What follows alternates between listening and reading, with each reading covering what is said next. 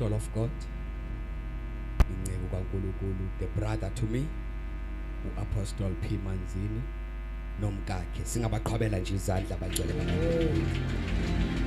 Singabaqhubela nje izandla. We have the elders zalo ilocal lasenkanini, umama uTutu notata uTutu. Akeni baphi nje.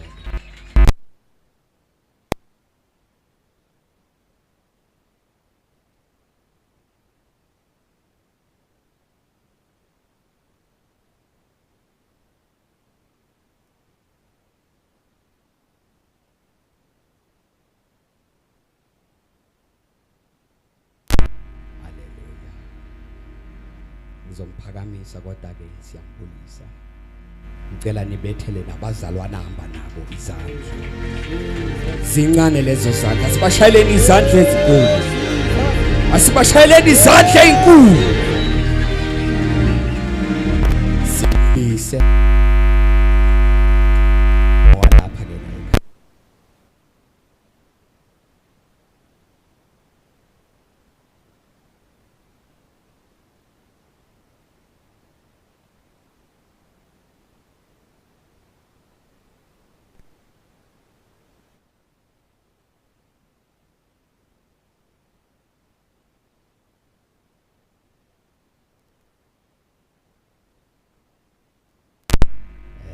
Bese siyayibiza ke next time ngegama. Haleluya.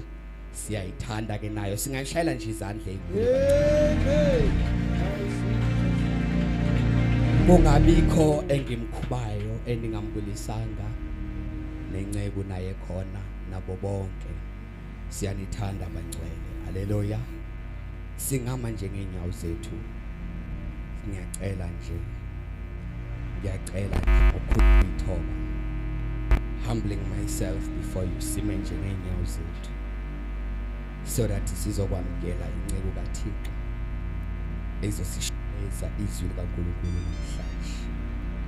Ngivumeleni ibandla likaNkulunkulu, ngivumeleni Church of God, samkele the evangelist, inceku kaThixo. Ngiyacela simshayele izandla ezinkulu eseza uEvangelist Magiphi ngegama lika Yesu. Shaya izandla ezinkulu bangcwele.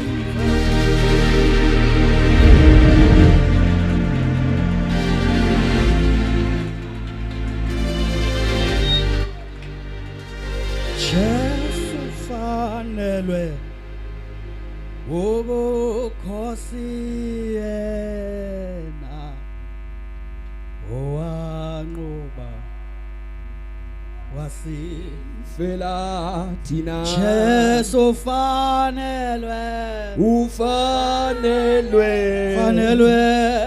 ubukhosi yena owanqoba wasifela thina. Jesu fanelwe ubukhosi yena owanqoba Jesu wasifela thina. Jesu fanelwe Nkosi yami ubukhosi yena owanqoba wasifela thina. Jesu fanelwe ubukhosi yena owanqoba Jesu wasifela thina. Jesu fanelwe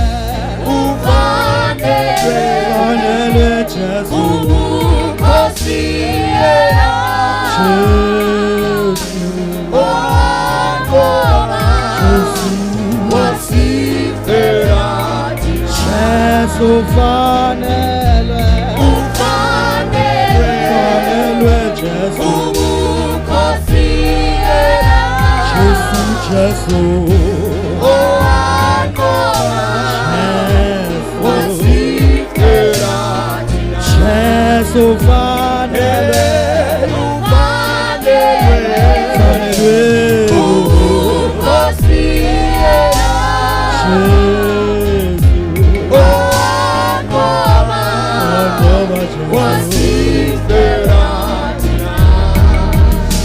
Baba wethu ingcwele sewenkosi yethu Yesu Kristu unguThixo wena ongohlulwayo Thixo omileyo unaphakade kanaphakade izulu lizele bobunganga nobuqawuqawuli bakho akekho ofana nawe akekho ofana nawe akekho ofana nawe akekho ofana nawe akekho ofana nawe akekho ofana nawe akekho ofana nawe usithwele kwade kwabalapha sibakade usithwele kwade kwabalapha Thixo wethu ingcwele.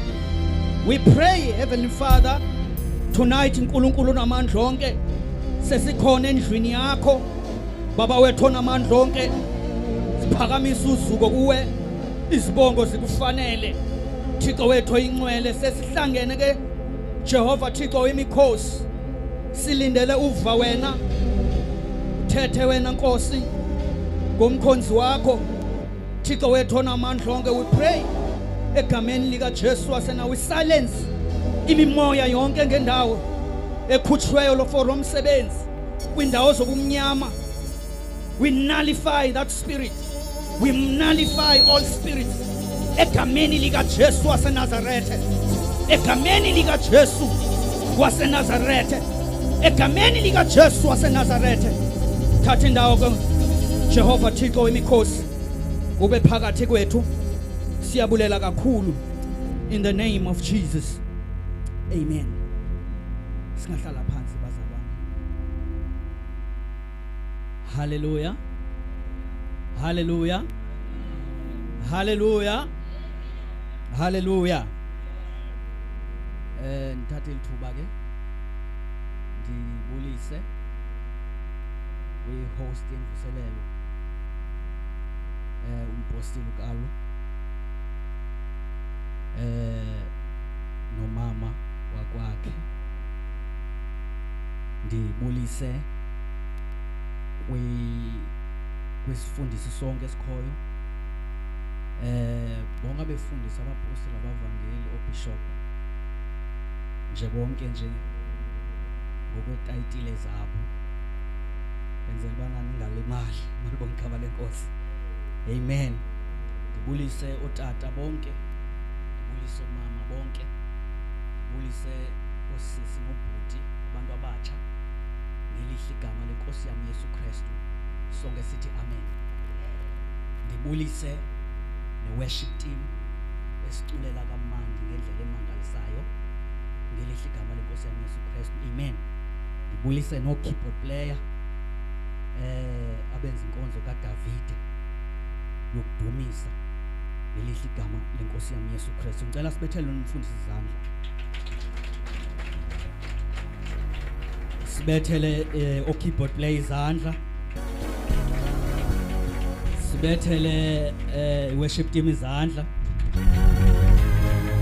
sibethele abantu abatsha izandla, sibethele omama izandla, sibethele otata izandla, sibethele isifundisi sonke izandla. Ningalimali ke bafundisi nithi thina wagqibela ngathi kaloku thina singabakhonzi malibonke igama lenkosi, amen. Andizuba mde tu malibonke igama lenkosi. Mna uba undinike uba uthe mfundisi ngakunika ngo7 to 8 ndijonge ixesha undinike ngayo. Uba undinike ngo5 to 8 kodwa uthe uzanika ngo7 mina zawusebenzisa la 5 minutes ndigqibe ngala 8 uthe ndigqiba ngayo. Malibonke igama lenkosi. Ngubani bathi kumnandi ubalapha? Ake siphakame nje kafutshane, ke siphakame nje ngeenyawo zethu endlini kaThixo, asiphakame nje. Haleluya kwelicala, haleluya kwelicala. Phansi ngoSathana, phansi phansi ngoSathana, phansi. Hayi andikaniva akwazi kaloku xa kuthiwa phansi ngoSathana, phansi uthi phansi Sathana. Uyawuba phansi njani Sathana sithi Yo hayi Sathana phansi. Phansi ngoSathana phansi. Phansi ngemenemene phansi. Phansi ngesela phansi. Phansi ngomlahlekisi phansi. Phansi ngecelegu phansi. Phansi ngamadimoni phansi. Phansi ngamafufunyana phansi. Phansi ngamagwikha phansi. Phansi ngoSathana phansi. Phezulu ngoYesu phezulu. Phezulu ngenkosi yamakhosi phezulu. Phezulu ngenkosi yoxolo phezulu. Phezulu ngomsindisi phezulu. Hallelujah! Hallelujah! Hallelujah! Hallelujah! Hallelujah! Singahlala phansi. Ngivuselele lo nto uthi umfundisi. Mfundisi maniqale ngithathe ithuba. Ngibulele welixesha siphila kulo. Nqabile le nto yenzayo. Yoku intrusta umuntu ngepulpit. Siphila kwixesha elibi. Apha abantu abangafaniyo nesipili singKristu Yesu. Mandibambe sengigqiba. Kuba sengiqalile ngoku. Malibonke igama lenkosi. Siphila kwixesha elibi. Apha abantu abathethe enye into xa beme apha ngaphambili kodwa xa baphuma ngalamnyango bathethe enye into. Siphila kwixesha elibi. Siphila kwixesha elibi. Ixesha lokunxiba kwabantu kakuhle kanje ngam lo. Kodwa xa ephuma pha umuntu bangajonga bana le nto ebethetha ngayo kayinxibanga. Ora wenze into enqabileyo one interest. Mfundisi andingumuntu othandayo uphuma ushumayela. Kodwa ke ngeke nahlabeka. Ithi ke lonto leyo uyawuthandaza. Bawuhlonipha umthandazo wakho. Yasamkela isimemo sakho. Hayi ukuthi ngiphakamile ngimncinci kakhulu. Ngimncinci kakhulu. Ukubana ngingawoma phambi kwabantu. Iphethe into kaThixo malibonke igama lenkosi. Ndiye ngithandaze kakhulu. Abanye abantu bade balimala umfundisi. Ndisathandaza. Bathi yo hayi umfundisi ncane ndade ngikhangela umuntu kulandawo yakho. But ke uThixo ufuna ukuthi ngilapha malibonke igama lenkosi. Hallelujah. Without any further waste of time. Kulate. Ngicela ke singene kunobangela malibonke igama lenkosi. NdinguSinethemba igama lami. Ndiwoko amajipi ifani. Ndisindisiwe ndiyayithanda kakhulu inkosi uYesu. Ndiyazalwa kwindawo yaseMthatha kwindawo kuthiwa kuseVichtsville. Ndilibhele ke ngokwesiduko. Malibonke igama lenkosi akhona amabhele. Ningawoyika ukukhwaza ngesiduko. Nivuthe kakhulu. Malibonke igama lenkosi.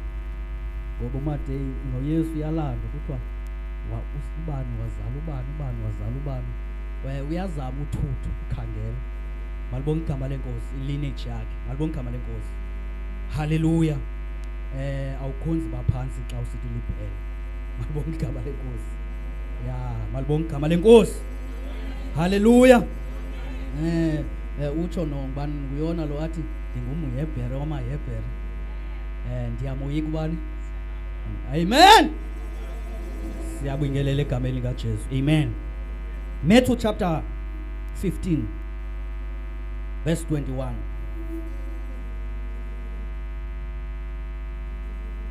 Uba bekuthiwa ngobana ndinika i-theme okanye isihloko umyalezo wethu namhlanje bendizawuthi the lordship should be our content, or the lordship of Jesus is our content in these perilous times. Amen. Amen. Ubunkosi okanye ubukumkani bukaYesu Haleluya. Umxholo kwelixesha lokugqibela. Malibonke igama lenkosi. Masicela ke ufumene asifundele. Ngale izwi lakho lizawutyhilwa uNkulunkulu uthetha ngalo igama likaYesu. Ncwadi kaMateyu 15 verse 21 inhlokondaba ukukholwa komkanekazi. Ukukholwa komkanekazi. Verse 21 emkile apho uYesu waya kummandla waseTire naseSidon. Verse 22 kwathi thu umkanekazi evela kulomi mandla ekhala esithi, Nkosi nyana kaDavide yiba nenceba kum, yintombi yam ephethwe kakubi yindimoni. Nkosi nyana kaDavide yiba nenceba kum. Okay, ngeliphinde. Verse 23 kodwa uYesu akaphendulanga tu. uYesu akaphendula ubambe. Basondela abafundi bakhe. Bambongoza besithi, mvumele ukuba nanku ekhwaza emva kwethu. Waphendula wathi, ndithunyelwe kuphela kwiigusha ezilahlekileyo zakwaSirayeli. Verse 25 weza ke waqubuda kuye wathi, Nkosi ndincede. Verse 26 yena waphendula wathi, akufanelekanga ukuba ukutya kuthathwe kubantwana kunikwe injana. Akufanelanga ukutya kuthathwe kubantwana kunikwe injana. Verse 27 waphendula yena wathi, kunjalo Nkosi, kodwa noko injana ziyatya kwimvuthuluka ewayo etafileni yabaninizo. Verse 28 ke ngoko uYesu waphendula wathi kuye, mfazindini, lukhulu ukholo lwakho, makwenzeke kuwe ngokomnqweno wakho. Yaphiliswa ke intombi yakhe kwangelo xesha. Cela ke usikele. Nkulunkulu namandla, Nkulunkulu ongcwele, lilongose ilizwi lakho, linamandla, liyaphila Nkulunkulu, liyadala Nkulunkulu namandla. Silibonile Nkulunkulu emhlabeni kusentlandala Nkulunkulu wadala ngalo Jehova namandla. Xa lizawuthethwa kule ndawo Nkulunkulu malenze Nkosi umsebenzi ezimpilweni zethu egameni likaYesu siyabonga. Haleluya. Kuwe simakade umkhulu wena. Nkosi Jesu. Uze kube phakathi. Haleluya ke. Nkosi Jesu. Uwege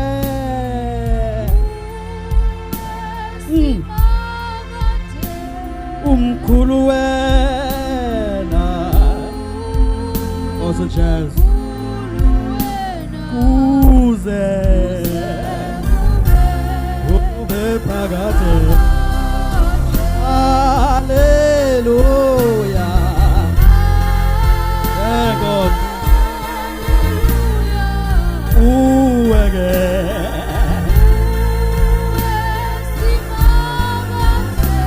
umkhulu wena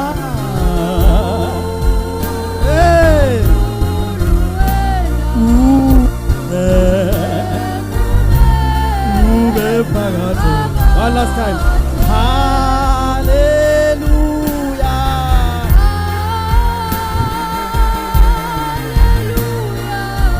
Uwege sima umkhulu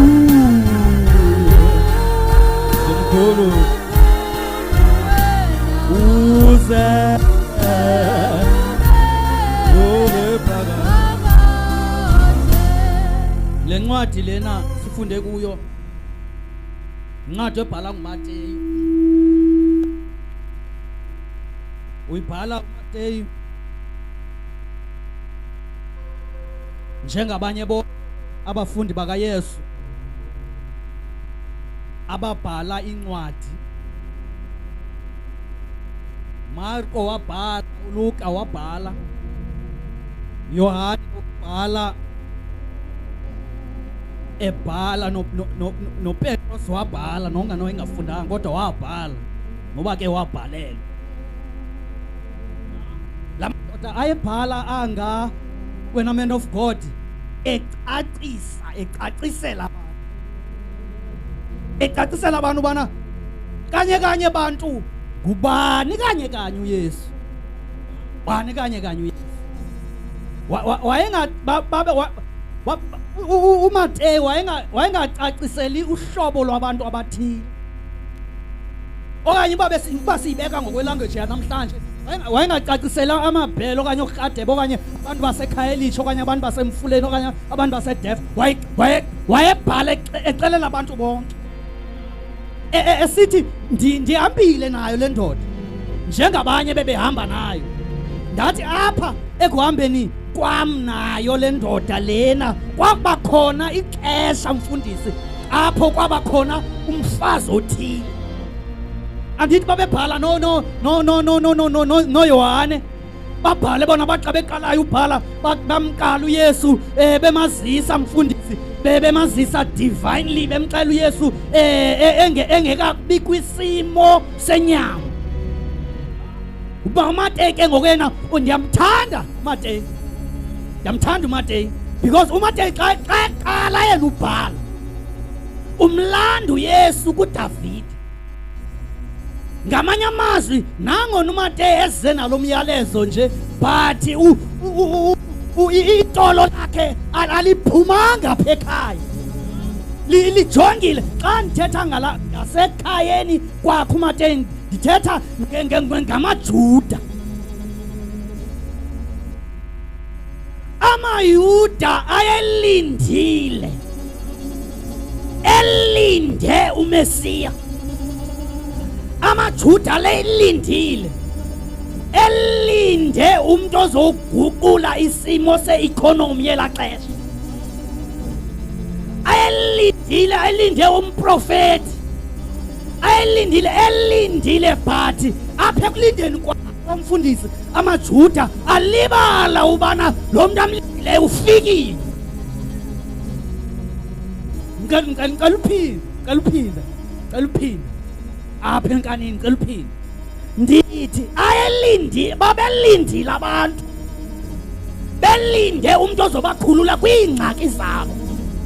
Ngicela uthetha apha enkanini ndithi nanamhlanje bakhona abantu abalindileyo. Abanye mfundisi balinde ekhaya elitsha, abanye balinde eDeft, abanye balinde eDurban, abanye balinde eMthatha, abanye balindile nangapha ePaarl, balinde ukuguquka kweemeko.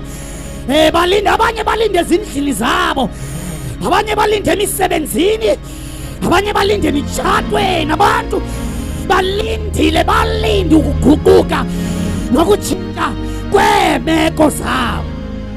Abanye balinde ezikolweni, abanye balinde ngokwenza izinto zabo zemihla ngemihla kulo mhlaba unamagade ahlabayo. Balindile abantu, balibala ukuba uJesu lona akazuza ngohlobo abalinde ngalo.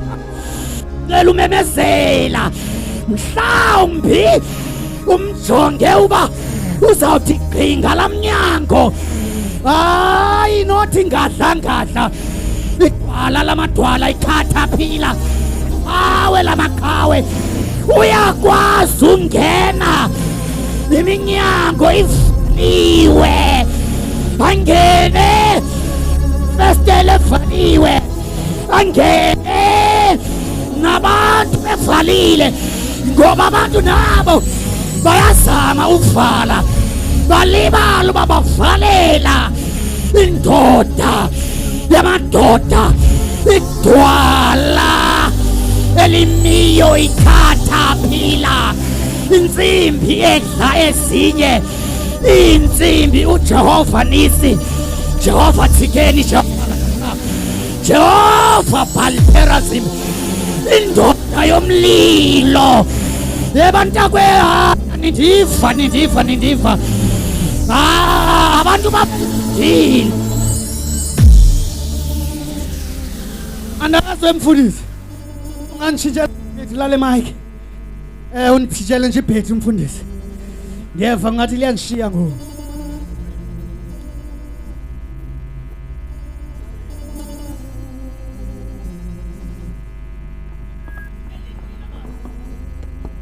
abelindile nona namhlanje silindile wonke umuntu ulindile abanye baze bamlinda uJesu kodwa selefikile basamgadile basamlindile kodwa ufikile nayo into ethi nalapha ufikile nalapha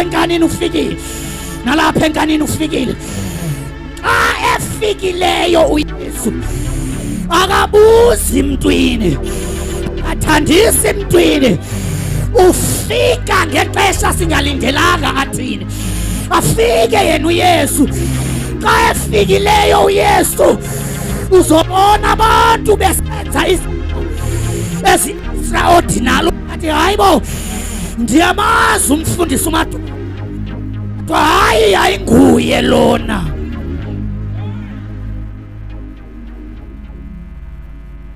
nguye lo enomphelo mntanami khawundiyele pha enkonzweni ujonge kulaa ndawo kulaa box ye-mic umphathele ama-beats pha phambili ngisixo mfundisi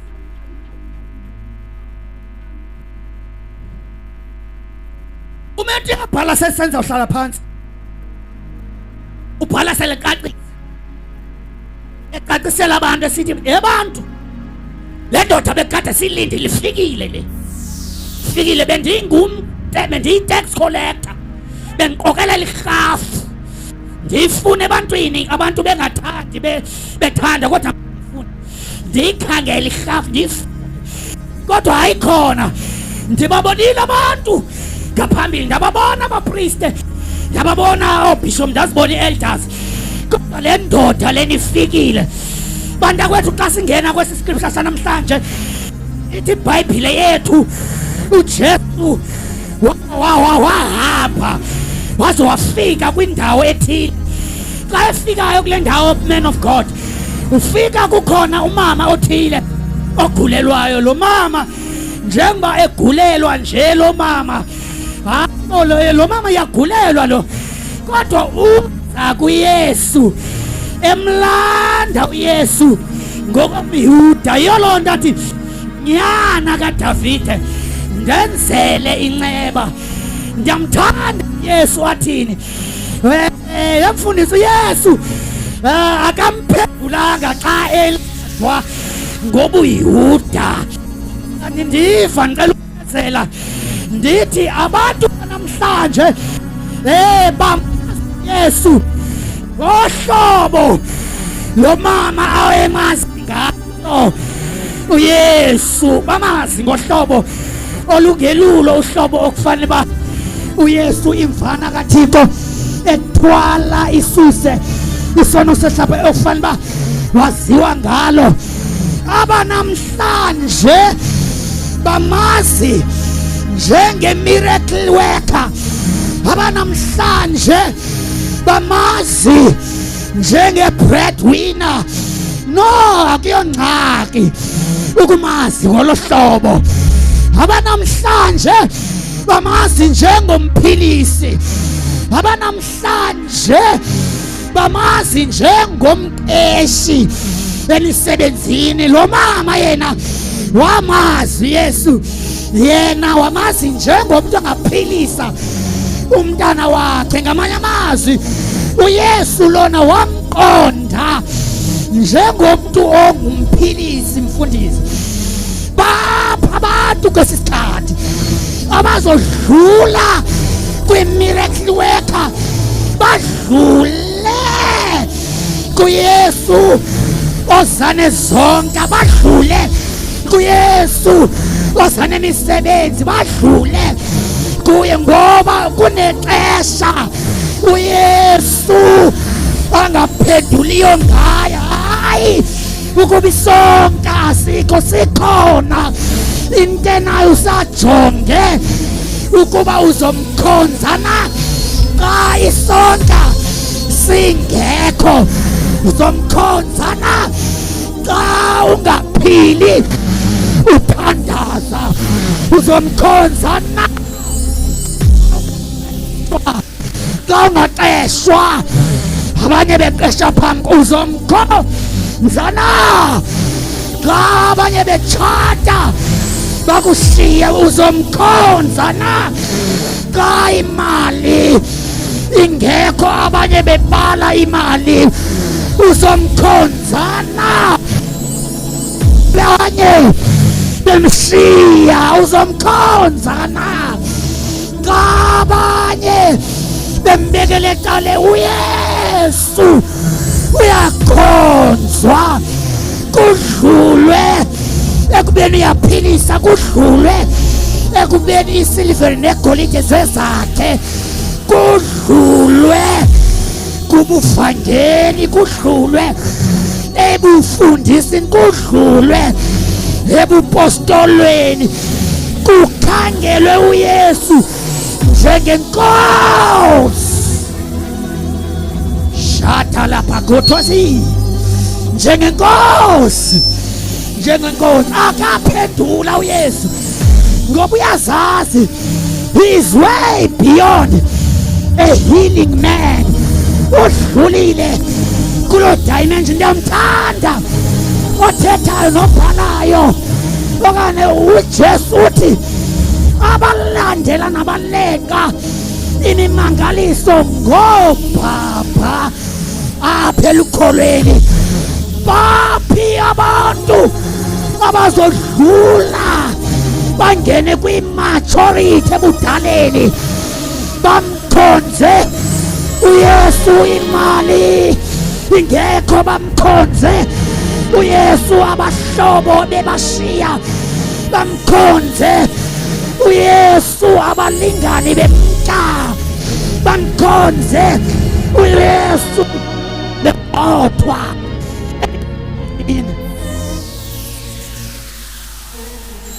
The Lordship of Jesus. Ndiyamthanda uJesu,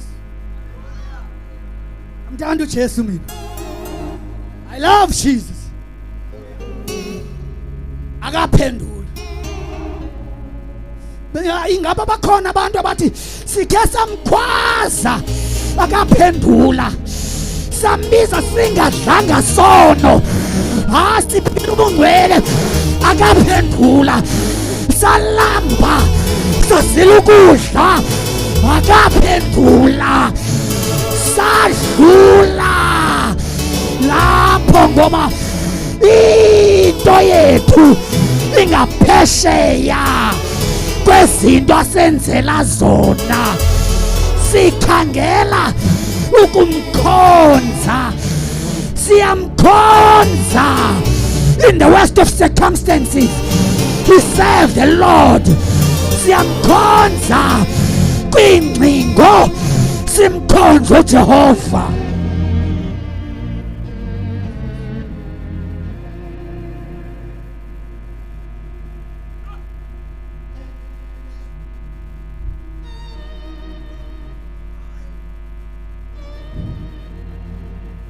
Waphendula. No anindeva. Uyawazi Yesu. Xa engaphenduliyo abayibandla bishop lithenjwe ngokuba xa eyile mfundisi uzawuphendula. Baya abafundi bakhe mfundisi wami wathi phendula umsuse phambi kwakhe. nanamhlanje sinabo abama esikoneni, abama kwindawo bathandaze ngawe xa izinto zakho zingenzeki. Ndiyamthanda uYesu, still akaphendula, ngoba akaphenduli ngenxa yoba kuzawutshintsha iformula yokuza kuye. uYesu uphendule okwesibini xa esithi lo mama esithi Nkosi, Nkosi, Nkosi, Nkosi, Nkosi. There is something about addressing Jesus as the Lord, as the Lord, as the Lord. When you serve Jesus as the Lord, you serve Him without expectations. You serve Him understanding and knowing that whatever, wherever I am, there is a Lord that I'm serving.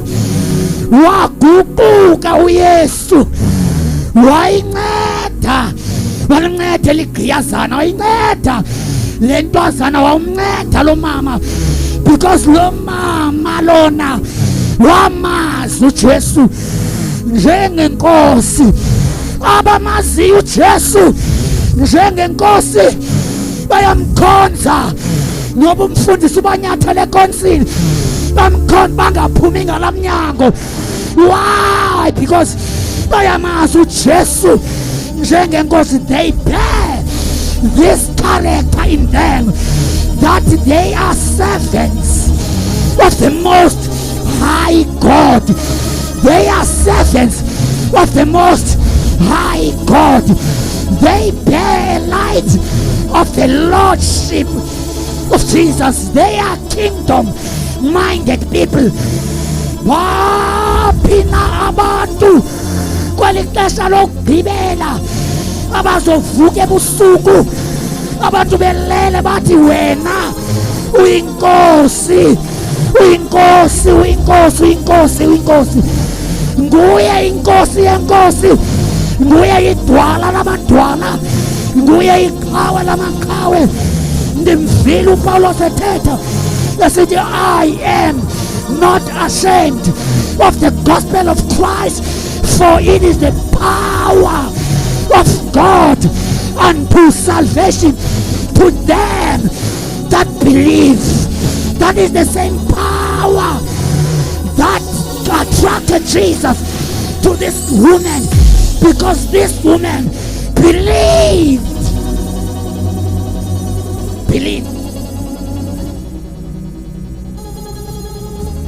Whether we live or die, nokuba siyafa nokuba siyaphila, ukuba siyafa sizoba sihlele enkosini, ukuba siyaphila sizoba siphilela inkosi.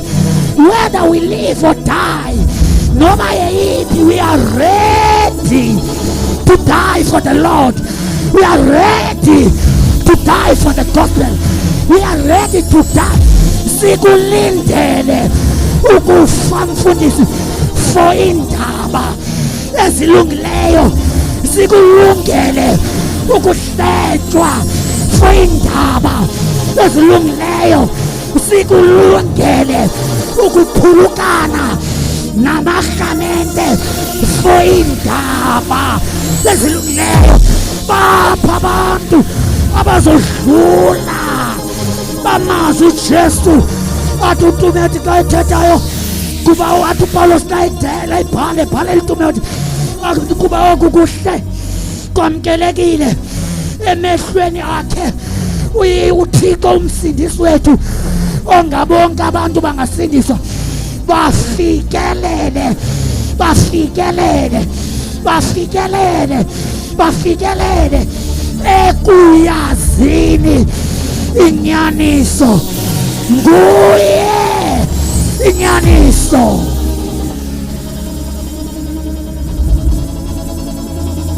The time has come for people abazohamba understanding that noma umprofeti uthini, but uJesu yena inyaniso. Noma umvangeli uthini, wenza ntoni, ubonwa yaphi, kodwa uJesu inyaniso yena.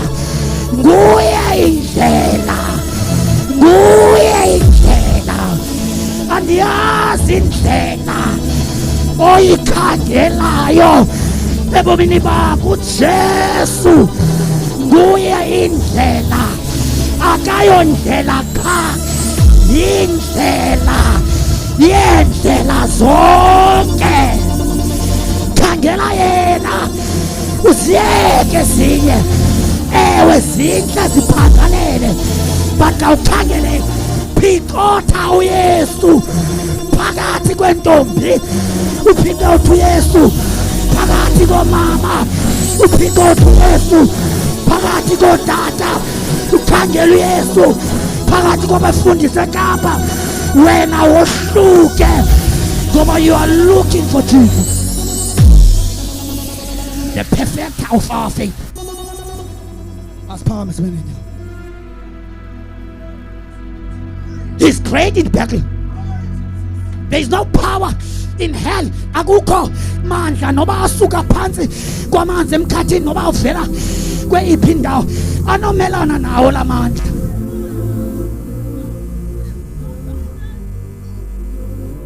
There's power.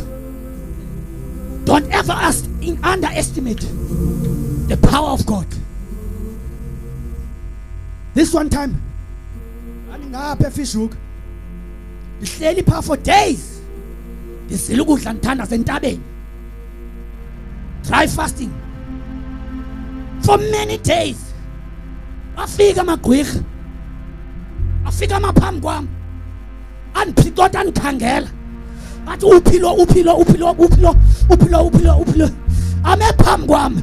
Ngathi uNkulunkulu ndini wathi bayeke bendibabonisa nyana wami. There is power in this gospel. There's power in Jesus. Yena yedwa engaxutywanga nanto. uJesu yena yedwa. Yena yedwa nje yedwa. Yena ye stick to Jesus. In the worst of circumstances, stick to him. If you're going to stick to Jesus, he's powerful. Wonke amadolo ayakukhothama phambi kwakhe. Before ngihlale phansi ngisemfuleni ndenza i-openness ba. Ufike a colored fella. He approached le ndawo senza open air from a distance. Andikhupha uNkulunkulu ebantwini ngoba uNkulunkulu uyamkhupha ebantwini xa izothetha namuntu. Andikhupha athi uyambona la muntu uzayo. Ndithi ba ndiyambona le ndoda ayikwazi uhamba. Kwathakile uphuka imilenze. I'm about to wrap it up. Ifike le ndoda athi uThixo impiliso yakhe ilapha. Ifike le ndoda ithi kuma ndithi uthi uThixo manje uxela ungagqitha apha impiliso yakho lapha.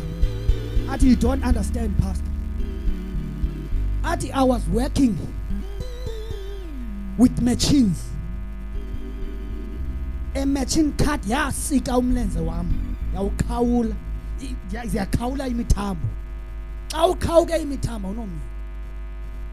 Yathi uyasokolisa mfundisi. You're wasting your time. Ngathi hlala apha ndaxelela abanye abazalwane ndathi mama thenga ukudla hlala. Sakhonza salanda imiphefumulo sagqiba kwafika ixesha lothandaza. Babhekela abafundisi. Endandimem nabo abasemfuleni babhekela. Banishiya ndedwa echatshalazeni. Ngenxa yokuba ndiyamazi uJesu. Ndiyamazi ukodlula ukuba engumphilisi. Ndiyamazi ukodlula ubana engumprofeti. Ndiyamazi ukodlula uba eyibreadwinner. Ndiyamazi ukodlula zonke izinto. Ndathi Jehova Jireh, Jehova Nisi, Jehova Tsikeni, nguwe izolo, nguwe namhlanje, nguwe naphakade. Ndagqiba ndathi hamba uphilisiwe. Ndingaphethanga nto nandiphethe yena yedwa. Yintonga yethu Yesu. Libhunguza lethu umfundisi. Lidondolo lethu. Sikhokhelisa yena before siyofika kwindawo esiya kuzo. Sikhokhelisa isiqala sibeke yena phambili. Ibe nguye ozohamba. bathi bebekile izinto zabo sisuke sidlule thina bamangale sidlule kanjani sikhokhelisa yena uJesu onamandla onke yahamba le ndoda sayithatha sayibeka epolice station sayilungiselela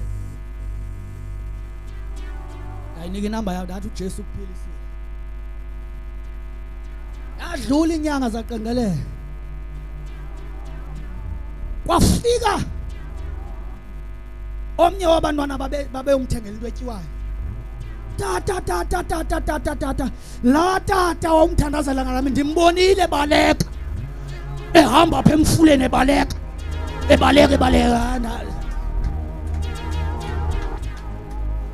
nami ndathula njengoJesu owathulayo ndathula khona isikhathi mfana wami soba uthule ungalinyazwa izinto ezithethwa ngabantu uthule ulinde uzawuphinda athethe ebethethile ukuba uthethile mfundisi wathi emfuleni kulapho uzaba khona uthethile uthixo thethile uba kusedeft stay there yagqitha inyanga kwaphinda kwafika umfundisi kwaba bebebaleka bebuyumva wathi mfundisi la mntu wamthandazela ngalamini uyabaleka nimbonile athula sawuthandaza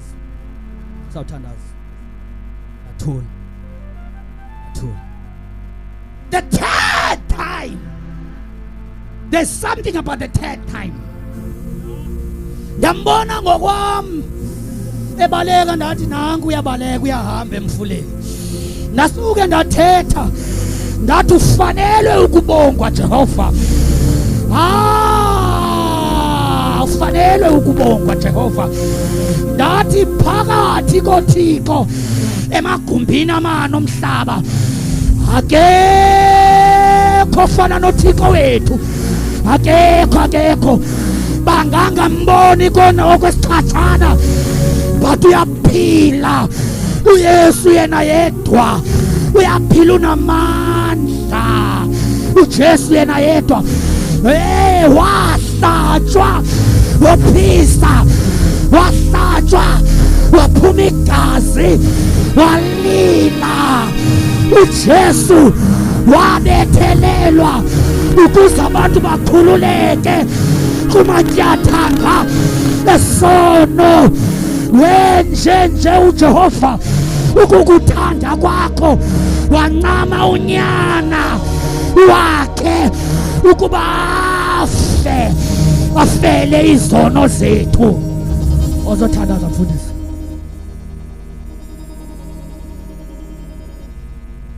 He's great in battle. There's power in the name of Jesus. There's anointing in the name of Jesus.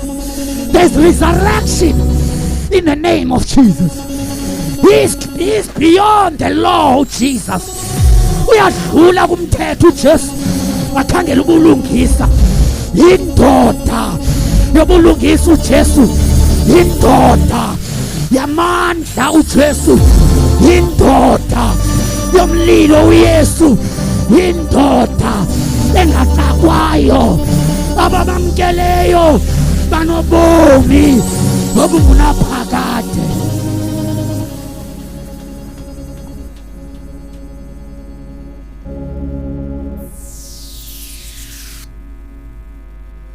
Yacela thina sonke siphakamise izandla zethu. Siphakamise izandla zethu. Phakamise izandla zakho, vala amehlo akho. Uzivalela amehlo nje.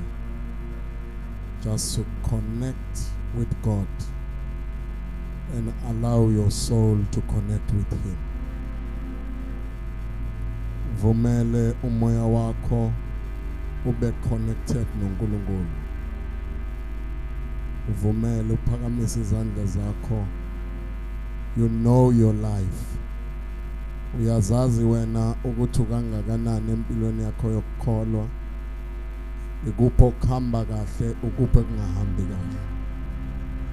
The Bible says lona muntu wesifazane wafika kuJesu ehlezi nabapostoli, abapostoli benomlando ngaye.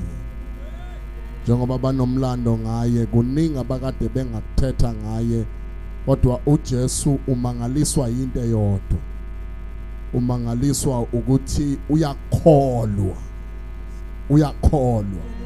Akanendaba ukuthi unomlando njani, kodwa watheza kuye weza wakholwa ukuthi kulesi simo engibhekane naso uNkulunkulu usengangisolvela sona. Kungenzeka uyakholwa. Kukhona izinto ezingahlangani, kukhona izinto ongayitshela ukuthi ngoba uyakholwa noma usindisiwe azisoze zenzeke. Kodwa usondela kwakhe, wasondela kuJesu, wathemba ukuthi noma ngabe kukubi kunje, noma ngabe uJesu nomlando wakubo ukuthi akanikezi izinja isonka, kodwa namhlanje uzoyiphendula imeko yami. Uzoyiphendula imeko yami. Siphakamisile izandla zethu. Phakamisile izandla zakho. Phakamisile izandla zakho. Ingawe ayikho ngomunye umuntu. Angisazi isimo obhekane naso. Angikwazi ukuthi ubhekane nani. Angikwazi yini ephambi kwakho. Angikwazi yini ephambi kwakho. Wake wathi omunye uma ngabe efika ehlabelele wathi lizalise idinga lakho. Thixo. Ngoba kukhona imeko ongeke wangena waphuma kuzo ngoba ungumntwana kaNkulunkulu. You need to be sustained by faith. Eyimekeni zakho kumele ube nokholo. Ube nokholo. Siphakamisile izandla zethu. Siphakamisile izandla zethu. Ukhona yini ofisa sithandaze naye namhlanje?